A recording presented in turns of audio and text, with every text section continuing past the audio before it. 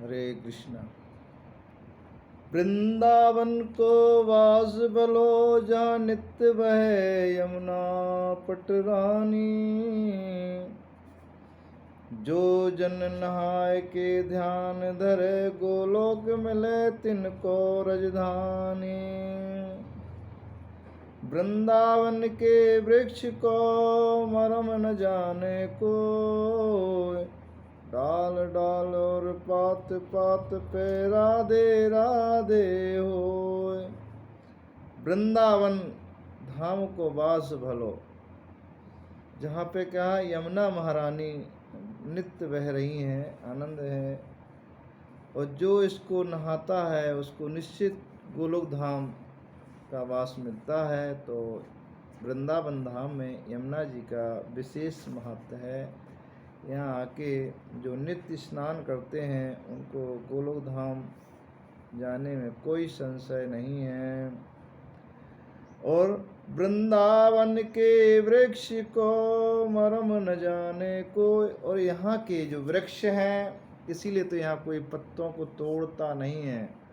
यहाँ के वृक्ष लता पता में भी बड़े बड़े संत मुनिजन विराजमान रहते हैं, बड़े बड़े देवता रहते हैं, इसलिए यहाँ अपराध नहीं करना चाहिए। ब्रज में कभी आते हैं तो कभी भी यहाँ वृक्षों को छेड़छाड़ नहीं करना चाहिए। उनको कई संत में देखते हैं बड़े बड़े, जो उनके बहुत सारे शिष्य हैं और बड़ी बड़ी बातें करते थे, लेकिन जब उनका आश्रम बना तो बहुत सारे वृक्ष उखाड़ दिए गए और कहते हैं ये ब्रज गिरज है, यहाँ पत्ते नहीं तोड़ना, ये नहीं। लेकिन उनकी जब करनी में आती है तो करनी और कथनी में बहुत अंतर हो जाता है। इसलिए ब्रज के वृक्षों को कभी मत तोड़िए, क्योंकि इसका मर्म कोई नहीं जान सकता। इनके पत्तों से श्री राधे राधे की धुन निकलती है हमेशा।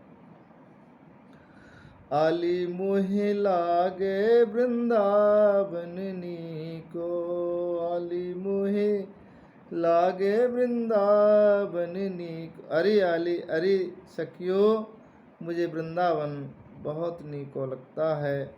क्यों? क्योंकि घर घर तुलसी ठाकुर पूजा। और यहाँ क्या है, हर घर में, प्रत्येक घर में तुलसी की पूजा होती है और ठाकुर जी की पूजा होती है। तो तुलसी महारानी की सेवा हो रही नित्य प्रति, और ठाकुर भगवान श्री कृष्ण की नित्य पूजा हो रही है। दर्शन गोविंद जी को, और श्री गोविंद देव जी जो हैं उनके नित्य प्रति दर्शन होते हैं।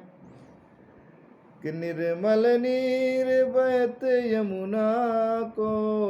और जैसे आपने पहले सुना है कि यहाँ वृंदावन को धाम बसो, वृंदावन को धाम,